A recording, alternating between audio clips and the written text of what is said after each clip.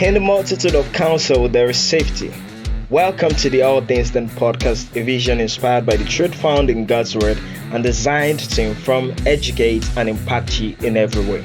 My name is Akitunde Idowu, and I am your host. Join us as we embark on a journey to becoming a better version of ourselves. Alright, welcome to another episode of the All Things Done podcast. It's a lovely Saturday and it's another opportunity to learn and become better versions of ourselves. Today we're actually considering rich teen, poor teen, what you need to learn about money.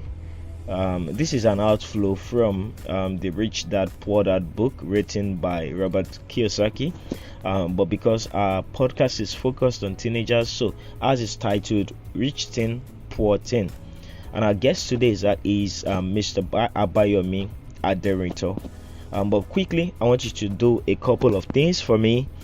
Click the subscribe button now on the platform you're listening from, and also like this episode right now. All right. It will also be great for you to share whatever you've learned on today's episode on the community page. So the community page is usually within the app or the website you're listening to, right? So I think just by the right or by the left, depending on whether it's Spotify or Anchor, right, you can actually share what you learned, and that is very good because it helps us to know that a lot of people are following our content and they are getting blessed by what we are sharing, right? So do well to make use of that. So this is the profile of our guest. Mr. Abayomi Aderinto is an economist and a qualified accountant and tax accountant. He obtained his bachelor's degree on economics education from the prestigious Obafemi Awolowo University, Ile-Ife, Osun State, and is also an associate member of the Institute of Chartered Accountants of Nigeria, ICAN. Bayo has over 13 years of working experience in personal banking, consulting, and FMCG. He is presently the managing partner at Bluebell Consulting, a consulting firm he founded for training and auditing practice. Abayomi Aderinto is an insightful teacher of God's Word. He is credited with sharing the gospel of our Lord Jesus Christ with simplicity, and he is very passionate about reaching young people and helping them discover purpose, reach their potentials, and also fulfill their God-given assignments. He's a writer, and some of the books he has written include 6 Water Pots, The Widow's Oil, and also journals on relationships. Given his background as a banker and consultant, he regularly provides usable information for small businesses and personal finance. He is happily married with 4 kids and they reside in Lagos, Nigeria. Ladies and gentlemen, please welcome Mr. Bayo Aderinto to this episode. It's my pleasure. Thank you for having me. I'm privileged to be here. It means a lot to me. I don't take it for granted. Thank you, sir. So I'll just get started by reading a line of what Robert Kiyosaki said. So Kiyosaki said that the poor and the middle class work for money, but the rich have money work for them. What does this actually mean, and how can this affect teenagers, or how can teenagers begin to incorporate this mindset into their lifestyle? Okay, so there are 2 divides. It's either you have or you don't have, or what we have, the middle class. Okay, so what distinguishes the haves and the have-nots is how they approach money. So when we say some people have money working for them, it means that they have streams of income coming to them that they don't really have to work, put in a 30-day work before they get a pay. They have what we call assets, classes of assets that provides income for them. While the have-nots or the middle class essentially are workers. Their 30 days equal to one pay. And this essentially means that if you don't go to work, you don't get paid. So Robert Kiyosaki identified four classes of people that eventually everybody falls into those four. It's either you are employed, or you are self-employed, or you are an investor, or you are a business owner. Now, when you are a business owner and you are an investor, that means you have money working for you. They have class of assets, shares that produces dividends. They have properties that produces an income we call rent. They have intellectual properties that produces fees for them and other forms of income. Whereas on the other hand, we have the employed and the self-employed. And then essentially, the kind of income they have is salaries or commissions or wages. So you find out that the thing about salaries, wages, commission is you essentially have to personally go out to work before you are being paid. Now, where the teenagers, how this helps a teenager is that you have the opportunity, the whole of your life is in front of you. Now you have the opportunity to decide on which side of the divide you want to be, because essentially you find out that prosperity is a choice. You can choose. You can choose to be rich. You can choose not to be rich. And your decisions, your actions, what you do or what you don't do, your action or your inaction tells us the side of the divide you are going to be. Okay? If as a teenager, you understand, you make up your mind, you say, look, I want to be a business owner. I want to be an investor. You can quickly start reading about investments, the various kind of investments that we have. You can start learning or following up with people that you know are successful in that area, or professionals in that area, and they can put you through in some of these things. The divide essentially between the rich and the poor is essentially knowledge. Is knowledge. You find out that you must have seen people who have money, but they didn't really do anything transformational with the money, because there was no knowledge of what to do with the money when they got the opportunity. So you see them maybe getting married to another wife, throwing a party, or just spending that money recklessly, right? But you see, and on the other side, because 50,000 naira, for example, if you have a land, can buy you maybe 4 to 8 bags of cement. But for whoever doesn't have that knowledge, could just go maybe to a beer parlor or to something and just blow that money. It's still the same 50,000 naira, but the two have spent it differently. And you see, once we make decision, the thing about decision is once you decide, once you choose and say, this is what I want to do, after some time, those decisions begin to reflect your future to you. Those decisions begin to determine your destiny, because essentially decision determines destiny. You can choose. As a teenager, you can choose to be wealthy. As a teenager, you can choose not to be. That's it essentially.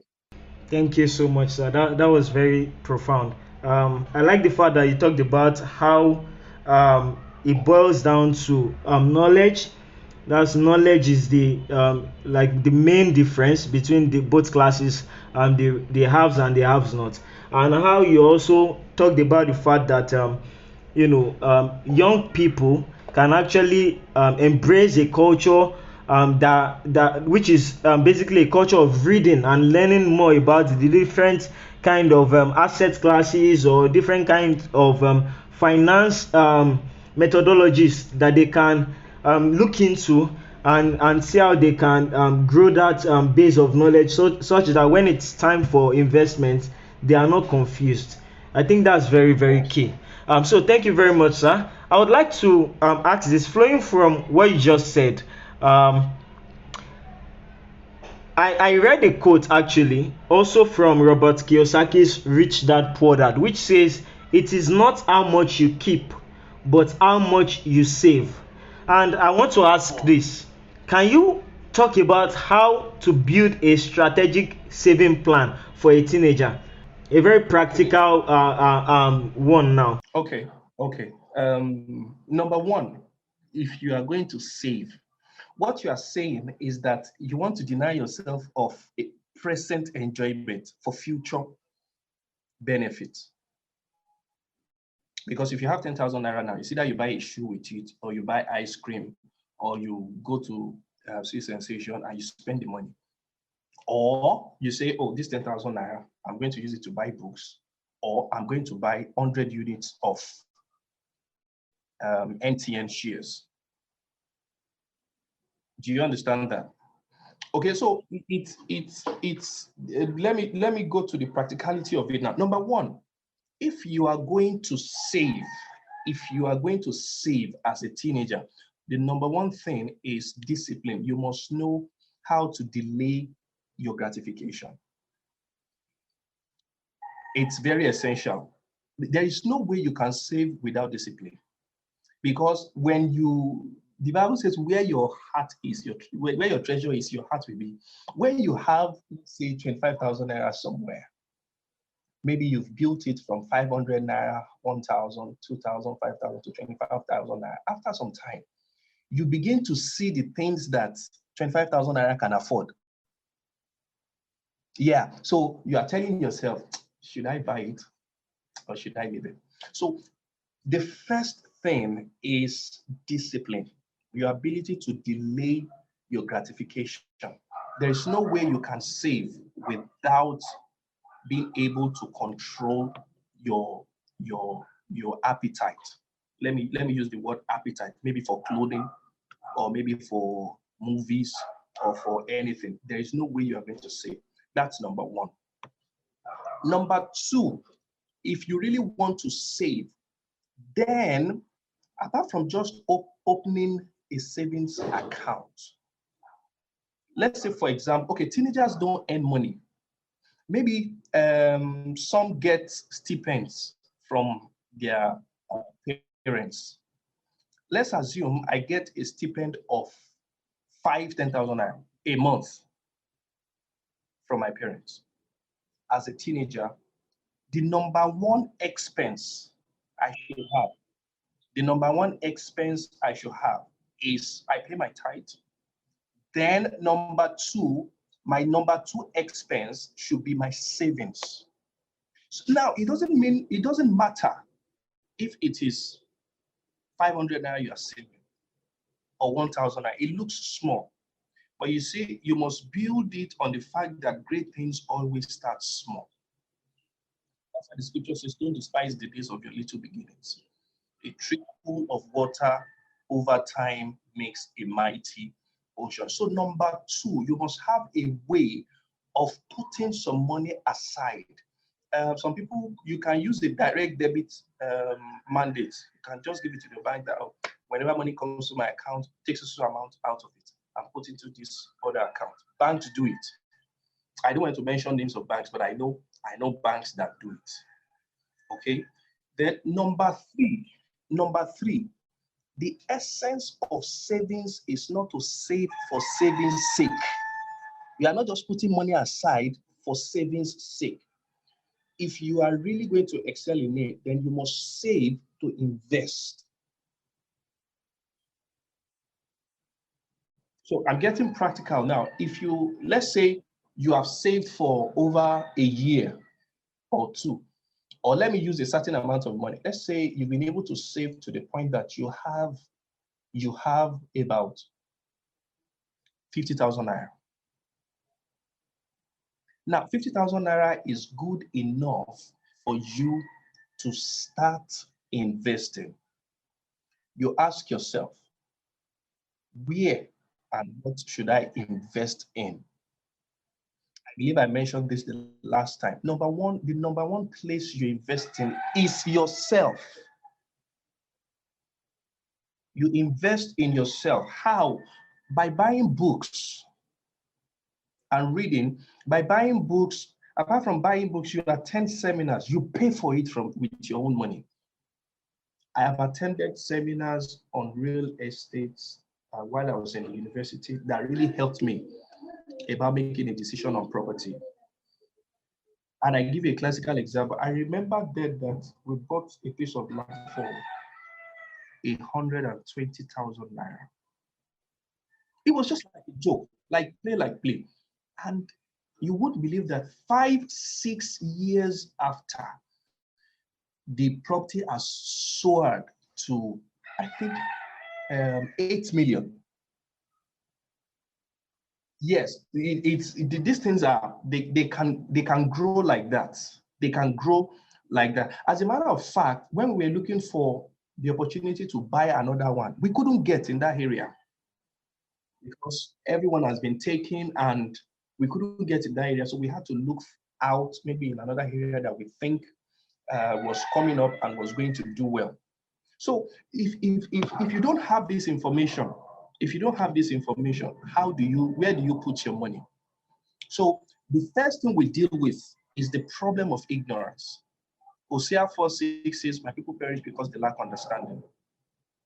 If you have a mentor, if you have um, a professional, say for example, a stockbroker, and you walk up to the person and say, "Sir, I have 50,000 naira. I would like to invest in the stock market." They'll be impressed. And they can quickly show you companies that they've done the due diligence and they are sure that, oh, so is going to happen in this company. Now, two things happens about shares. Number one, you get dividends. Number two, they give you bonus shares. Yes, you will hear something like at the end of the way they are doing their AGM, you hear something like, for every 4 shares you have, we give you 1 extra. Do you understand that? So what that means is that if you have 1,000 units, you get 400 units of shares extra. You now ask yourself, what is the price of those shares? Let's assume, okay, let's be conservative and say it's 7.50 naira. So let's just say 5 naira. Now you have been handed 400 units of shares at the price of 5 naira for free, which is almost 20,000 naira. If you keep it, there's something we must understand. Everything produces after its kind. Money produces more money. Poverty produces poverty. Debt produces debt. Expenses leads to more expense. Violence leads to more violence. Love leads to more love. So everything produces after its kind. When you leave the capital there, it has the capacity to grow over time. Do you understand this? Another thing you can do, I'm trying to be practical now. Another thing you can do, did you know that at an average interest rate of 7%, if you put 10,000 naira down today, like we did that for the kids when we give birth to them, whenever we do our new ceremony, whatever money we get, we just had to eat and open an account for them. And over time, you see the interest growing, you see the money growing, and it gives you delight because I've been through things. When I finished school, I had to also to look for a job. And sometimes when you don't have a choice, you take any job you see. But when you have money in your account, it gives the child a choice. And that's why you see that the children of wealthy people tend to have more opportunity or resources to quickly move forward. Why? Because they have put some things down for them. You can put some things down for yourself and say, if I put this money in this account, In the next 10 years, how much am I going to get? In the next 20 years, what is it? So much so that at the point that the child is graduating, the kid may have up to 5 million naira in his account, so that he's not under pressure to look for a job, be molesting him or her at work because of one nonsense salary. You know, he has a base already. Go and look at some of the people that started fintech, that started some of these tech startups. You find out that they had a base on which they build their businesses on. So I've mentioned four things now. Number one is knowledge. Invest in yourself. Buy books. Attend seminars. Number two, please develop relationship with professionals. Just talk to them. You may see them in your church. You may see them on your street. Develop relationships with them. They can advise you. They can tell you what's happening in the market. Number three is don't save for the sake of saving. Save to the end of investing. And that is where your relationship comes in now. You have a mentor, you walk up to the person and say, sir, ma, I have 50,000 naira. I'd like to buy shares. You know, you'll be surprised how much the thing can grow into as time goes on. As time goes on, you'll be surprised at how much it can go through. So the other thing is interest-based accounts in banks. And they will tell you, if you put this money here, you get so amount. Over time, it continues to grow because money has the capacity to produce after its kind, just like every other thing. So I think that's it. Wow. Wow. Thank you so much, sir. That was very detailed. Thank you very much. You've mentioned shares. You've mentioned that's investing in shares. You've also mentioned investing in oneself. Yes. But I also want to ask, are there other things that teens can actually invest in that maybe aside shares and maybe like investing in themselves? What other things can they maybe like invest their money in that would yield returns in the foreseeable future? Okay. There are two more things that I believe a teenager can invest in. Number one is why not start a small business? Hmm. Why not start a small business? It doesn't. Let me share a story with you. When I was in the university, during exams, I don't know about you, but most students don't like going home. If you notice, Yeah. they want to stay home and read and do all of that. And so whatever you have as food, you just try to manage it till the end of the exams. Hmm. So I remember this particular year, a friend of mine, he was my roommate actually. So he told me, he said, look, you have rice, you have beans.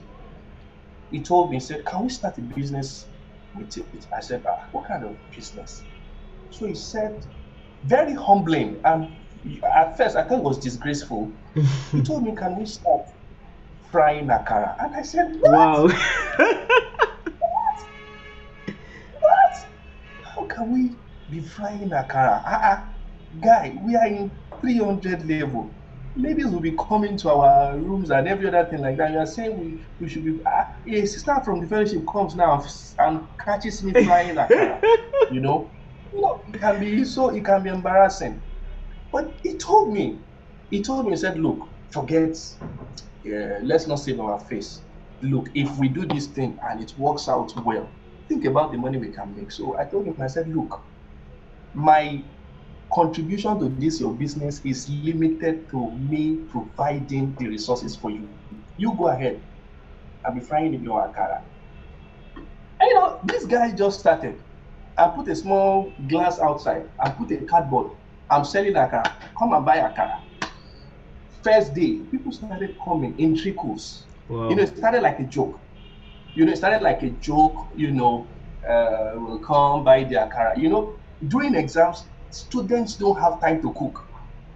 So That's they just true. want to get whatever they can eat and get back to the library. So this guy started, bit by bit. He was selling this akara. So after some 2, 3 days, he added gari to it, then sugar. Then I remember cowbell milk, the sachet. Hmm. Then after some time, he introduced granite. After 9 months, After 9 months, we almost had something like a grocery inside our room. Number one, we Wow. didn't have to be buying food again because at this point now we are selling. Yes. Number two, I didn't have to worry about money. There Hmm. was cash flow. Hmm. People, it was almost like people walking into our room to give us money on daily basis. Yeah. And you see, it was so beautiful. Now let me tell you where it ended. When we were finishing school in our final year, we did a stock of what we had. And I'm talking about this was 11, what am I saying? 2007. 2007. We when we added all our stock with the cash at that time we already had the bank account. When we added everything together, apart from people that were owing us, some students will buy things, Yeah. we will open book for them. Yeah. Do you understand? Apart from our debtors, we had over a little above a 1 billion naira. Wow. From frying akara. Yes. Yes, from so that's what I'm saying that if teenagers can be humble. Now let me tell you, you may not. I don't know if you know this guy, right, Jimo. Um. I learned that when he was going to school, then the mother gives him palm oil to go and sell. Wow. Yes. Who is this other guy? Sujimoto. Yes. I don't know if you know him. Sujimoto Iji Ogodele. Nakamoto. Yes, the real estate guy. Oh yeah, yeah, I know him. Yeah. He said the mom sells things, so he too bought wares that he was selling in the market. But look at him today. Hmm. Great things always start small. So so far as you are not proud, you can start a small business. I have another story of Tara Fela Durotoye. She started by doing free makeups for people in school. One day she started charging them, and people started paying for makeup. After some time, they got out of school. People started calling her, "Oh, come and do makeup for my mom. We have a wedding. Can you?" And today it's a big business. Hmm. Right. As a matter of fact, L'Oreal Cosmetics, when they were looking for someone that could represent them in West Africa, she was the one they came to. And they invested as much as $2.5 million, their own money, Wow. for her to run that trade. Now, if she had not learned this school over time in school, when you are a teenager and you are doing a small business, you will fail, of course. But you Hmm. see, that's an advantage because you can quickly learn from it Hmm. as you grow. So that by the time you are out of the university, you can decide immediately Hmm. and tell yourself, okay, this is what I want to do. Okay, this is what I want to do. This is what I want to do. This is what I want to do. And at that time, you won't be needing so much support from people. Hmm. Then number two, apart from starting a small business, number two is follow your dream, follow your heart. There must be something in your heart that you would love to do. Hmm. Take, for example, maybe you love teaching. I've seen people that from let's say, these tutorial centers, they have built schools, Hmm. massive schools. Over time, time is a true test of everything. Yes. With time, everything grows. Yes.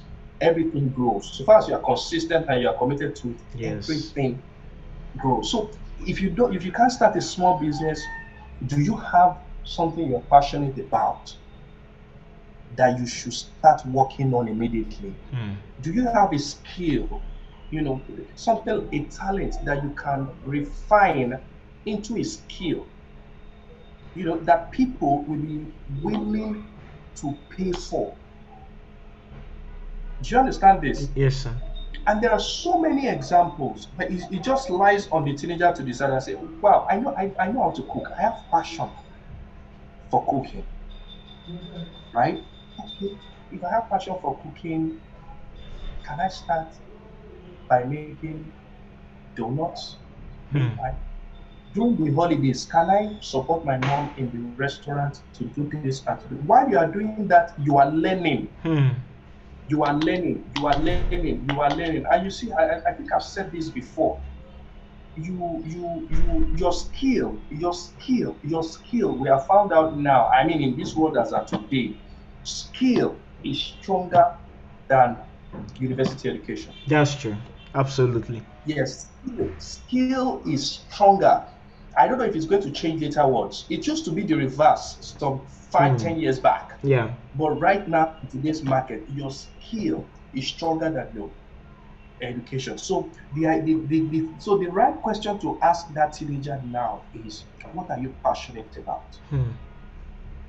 Are you passionate about music? Are you passionate about cooking? Are you passionate about clothing? You see some teenagers, no matter how poor they are, they always dress better than most people Hmm. because they know how to combine colors. They know what goes and what doesn't go. With the little they have, when they come out, they say, they are looking so beautiful. The reason is because she is talented in that area, in the area of design and aesthetics. Hmm. So she should build on that. You'll be surprised over time what your talent can transform into as you grow up in life, especially when people start knowing you to be someone that does that kind of thing. Wow. Do you understand it? Yes, sir. I know of a lady that started the house cleaning services while she was in the university. She would go to people's house and clean. How did it start? She was a house girl. So she was always cleaning house. After some time, when she was in university, she would go to people's house, clean for them, clean, clean. And they started paying her. After some time, she added interior decorations to it. Hmm. And it is massive today. It's massive today. A lot of stories I can tell you. It's massive today. So if you can't start a small business, now the essence of starting that small business, apart from making profit, is to learn. Yeah. Do you have a dream that you can follow? It's very, very important. Everybody has. The beautiful thing about God's creation is that we all have at least one talent, at least one, Yeah. that can launch us into destiny. So those two areas, starting a small business or building a skill, they are just fantastic. Wow, wow. This is very, very insightful. Very, in fact, I'm actually learning a lot myself. I'm learning a lot, and thank you very much for actually sharing this perspective because I love the fact that by learning this or investing in yourself by either starting a business or building on the skills you have, one, you can master the skill of selling, which is a very crucial skill in the Yes. business world, or if you want to Yeah. actually build wealth. You can also Yes. master the skill of pitching or learning Yeah. to persuade and even improve your communication skills because these are things that you Yeah. grow over time. And Yes. amongst other things, there are a lot of things that even negotiation, how to negotiate and all these things like that. And these are not things that are being taught in schools, but in life you will No. require them. So thank you very much, sir. That's very insightful. um a So, few other questions and we will round off. So okay. the next question says that is it advisable for teenagers to have financial mentors at this stage of their life? Is it very advisable? Yes, it is. And the reason why I say that is because it's never too early to start. And how do you pick your mentors or advisors? Hmm. Number one, there are two categories. There is the broad category that you can pick up in books, that you can pick up in seminars. I've never been to Pastor Matthew Ashimono's church in Yeah. the UK, but I have a lot of his books. Hmm. And believe me, essential wisdom, in those books. Timeless, Wow. timeless, timeless, timeless. Like, I have a book by a professor, Thomas Stanley. He talks about the mindset of a millionaire. Hmm. So there's another one by Stewart. It's intellectual capital. In fact, I don't give people that book at all. Wow. Very, very. So there is the broad perspective to mentoring, which is once you decide your area of interest, say for example, finance, you are particular about financial freedom. Then you start looking at authors or people who talk about financial success. You read their books, go to YouTube, watch videos, listen to people's story. One other thing I like doing is to, once I pick out the names of people, I like to read about their autobiography, Okay. because you see the success of people is in their story. Mm. When you read their story, it's amazing. Like there's one of them, Jenchi Wo, the guy that wrote "Every Street is Paved with Gold." Hmm. The owner of the Who. Amazing, amazing stories, amazing. And if you see the area, the level from which people have risen from, you just tell yourself, look, it's not impossible. I can also do it. Hmm. Yeah. Then number two, there is the specific. You can pick on people that you talk to from time to time. Oh, I plan to do this. I plan to do this. What do you think? I plan to do this.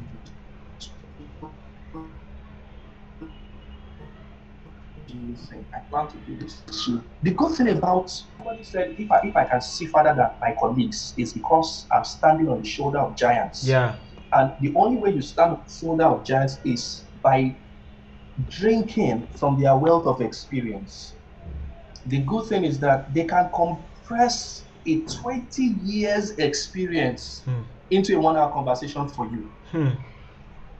Right. So you don't want to joke with things like that. All right. Yeah. There are people I like to go to, and I love listening to. I don't have access to Robert Kiyosaki personally. I've never met him one on one, but I love to listen to Reverend Sam Adeyemi, Hmm. and I also love listening to Leke Alda. Yeah. Amazing people, amazing people. You can't imagine some of the things that they have achieved in the little time that they have. So it's apart from the fact that they have books, sometimes you can attend their seminars. I know I have attended one like that. That it was just me and him, Dr. Sam again. He does that for people. You pay, I think we paid about $100 per session, and you just sit down with him, Zoom like this, and Wow. you talk about finances, you talk about career, and it gives you counsel. And I can tell you, you see, even the scripture says that in the multitude of counsel, There there's is safety. safety. Hmm. There is safety when you have. And the other thing is that they make life easy for you. What they do is like they are giving you expo to life. Hmm. you know it's just like they are giving you a cheat sheet about life and say, look, when I was growing during my own time, this was what we did, this was what happened, so you can learn from it. And you see, especially when it comes to finances, when it comes to economics, the cycle is the same. Hmm. It goes up today, it comes down tomorrow. There's recession today, there is boom tomorrow. It's always cyclical. The Bible says there was famine in the time of Isaac, just as there was in the time of Abraham. So there will always be famine. There was famine in the time of Jacob too. Then there was famine in the time of Joseph. If you remember, there was famine during the time of Elisha. So there will Yes. always be time of scarcity. There will always be time of abundance. So once you understand the trick behind it, you can set your whole life ahead. That's it. Wow. Thank you, sir. Thank you so very much. Thank you. That was very insightful. Two other questions, and we'll call it a day. The next Okay. question is actually, what five books can you recommend to teenagers right now that they should pick up that can really help them to have a very solid knowledge on finance, Finance. Okay. or maybe even some Some YouTube personal. resources, YouTube channels, or maybe podcasts they could listen to, any resource. Okay, I might send you some links on YouTube, but I can quickly give you names of books that you can read, All right, sir. especially when it comes to finances. I mentioned one, Thomas Stanley, The Millionaire Mindset. He's also the author of The Millionaire Next Door. Yeah. Now, it's a research-based book. I think he did it for about 15 years. He was researching wealthy people, how they live, what they do, how they choose their spouse, what makes them different. He studied for 15 years. The statistics are in those books. You see them there. So it's research based. It is proven. It's not just theory. So Thomas Stanley, The Millionaire's Mindset, The Millionaire Next Door. You can also pick up Reverend Sam's book, Parable of the Dollars. There's a book by Pastor Matthew Ashimolo that I love. Is the 10 M's of Money. 10 M's of money. 10 M's of money. You mean I mean alphabet M. Yes, 10 M's of money. In that book, I think it has about the mistakes about money, mindset of money, motives of money, mandate of money, magnets, ministry of money, miracle of money, making of money, managing money, multiplying money, and some other things like that. Then also, there's another one, A to Z of Personal Finance. A to Z of Personal Finance, Nimi Akikube. Nimi Akikube. Akikube, yes. She's presently an ambassador to Greece. Okay. But before she was a regional manager in Stanbic IBTC. And so she understands a lot about personal finance. Some of these books are expensive, some of these books are not. But I can tell you, I've had some of them for about, I think I bought the 10 M's of Money in 2008. That's about 13 years ago. And I still go to it from time to time just to understand things. So amazing resources. Then I have 2 books coming up myself. All right. Manifesto. It's a personal finance book, essentially about retirement planning. A lot of people are not thinking about it, but it's going to come, whether we like it or not. I'd like to get a copy, sir. Definitely. When we are done, we are printing it right now. I believe by the end of February, it will be out. Although I have it on Amazon already, it's selling on Amazon already. By the grace of God. But the physical copies are going to be available in Nigeria in the middle of February or towards the end of February. I will have to come back to do a podcast on it. Okay, sir. Yes, I don't mind. All right, that would be great. I would love that. Yeah, I have another one titled Startup. It's a book I have written to people who aspire to own businesses, aspiring entrepreneurs. That's the book for them. You know, you are thinking about it. You think you could start a business. What are the essential things you need to know? What do you need to do? How do you go about it? So that is also coming out. The 2 will be coming out by the end of February. So I'm going to come to do a podcast on both of them when they are out. All right, sir. That would be great. I promise it won't be expensive. I promise. Sir. All right, sir. We'll definitely love that. I'm sure a lot of people who are listening right now, would definitely want to purchase some copies. Hopefully, by the time we are having the podcast, we can also make the link available, maybe to purchasing the digital copies and also where they can get physical copies. Yes. All right, sir. I think I would also like to maybe suggest one more book, which is there was this one by Arese or something like that. The Smart Woman Money. Smart Money. Yes. I think she has 2 books now. She also has another one, the Smart Tribe. Smart Tribe. Okay. Yes, Smart Tribe. Yes. Then there is a simple book on finances. It's called The Rules of Wealth. The Rules of Wealth by Richard Templar. Amazing. It's easy to read. It's about 100 chapters, but I think a page per chapter. So it makes it easy to read. Wow.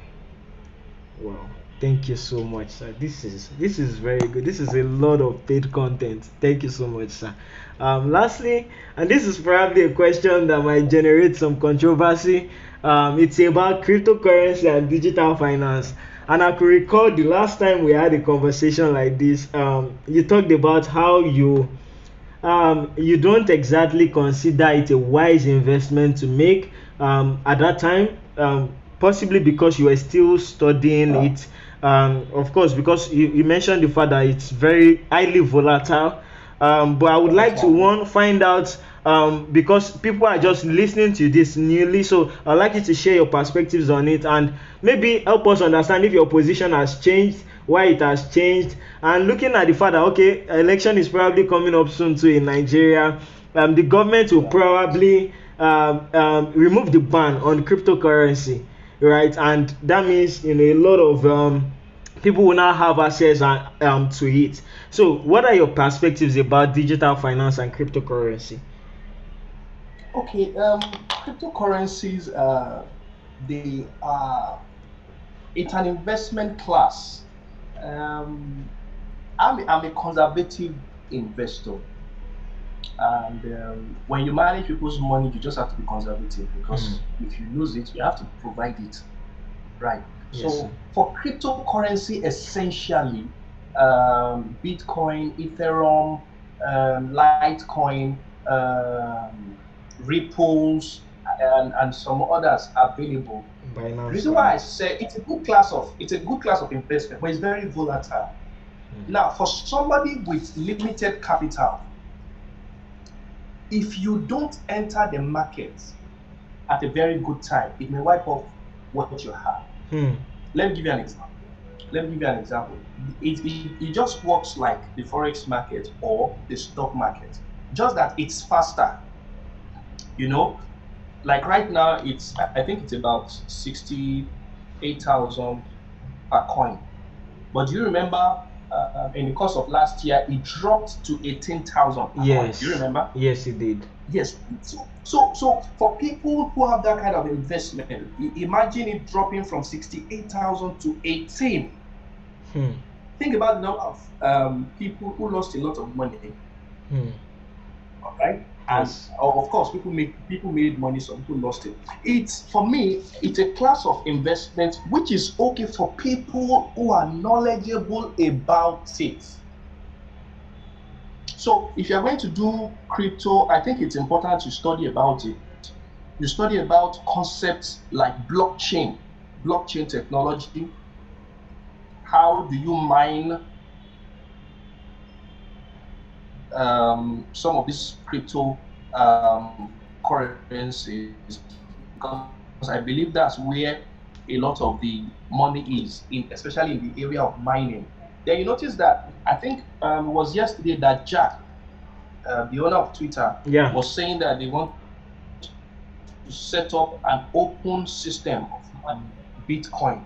So Hmm. there are so many things about it. For me, if you are going to invest in it, just get as much information as much as you can get. It's a good way of saving your money.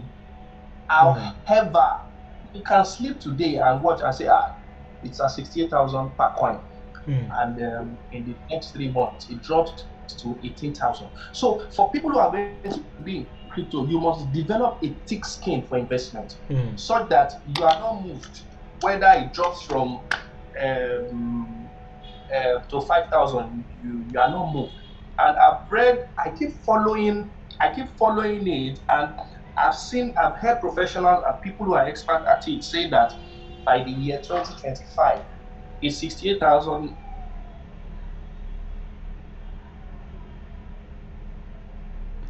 Hello, now, hello, that by sir. the year 2024, that's a whole lot of money. We didn't Did you get get that. that? Could you repeat that? You said by the year 2025. Yes, some experts, by their calculation and every other thing, they believe it will have risen to as much as 150,000 USD per coin, Wow, and that's a whole lot. that That's a is whole lot. That's more than double whatever it is that right is now. yeah. So if you are going to invest in it, do it for the long term. Hmm. Do you understand? Yes, It's sir. not you're expecting that you invest in it and in 3 months you are looking for returns. It doesn't work like that. So you may have to grow. It could happen. The market can be the market could be so liquid. that maybe in 3 months it goes to 100,000 USD. It could happen. I mean, it's a market. It's governed by the law of demand and supply. You never know, but be in it for the long term. That's where your safety net is. And then I think there are some new ones coming up. Then also, apart from cryptocurrency, there's another one called NFTs. Yeah. NFTs. Those are digital paintings. Yeah. And they are selling a lot, and people are investing in those areas. So I think money is changing gradually from what we know it to be. So it's important. But before you go into some of these things, just read about it, listen, go to YouTube, study about it. I call YouTube a university. So you go there, you download videos, you listen, understand what people are saying, and then you know whether you are going to invest in it or not. And if you are going to, make sure you do it for the long term. Oh. Can you hear me, sir? Yes, I'm with you. All right. All right. Thank you very much, sir. That was very good. Thank you very much. I really took a lot of insights, especially from also this cryptocurrency question. Um, Final words, sir. Do you have any piece of advice that you would like to give young people out there um, regarding life, regarding finance, regarding destiny? Just any words of encouragement that you have for them. Okay, life is what you make of it. It's important you decide exactly what you want to do with your life. Once you decide, you start taking steps towards it. There is no limit to the amount we can have in life. We just have to work towards it. Hard work is very important. Very important. It's not negotiable. It's not negotiable at all.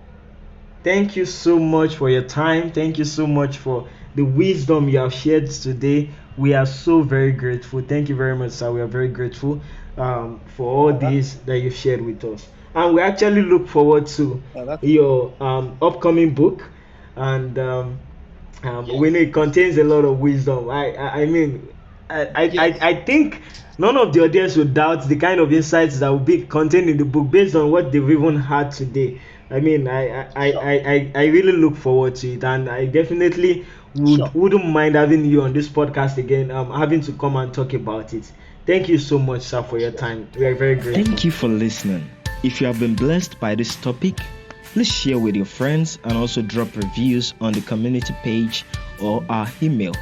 You can also share with us burdens on your heart or topics you would want us to talk about. Feel free to give to promote the spread of this podcast by partnering with us on our website at allthingsthenpodcast.disha.page. Thank you for your constant support. See you next week.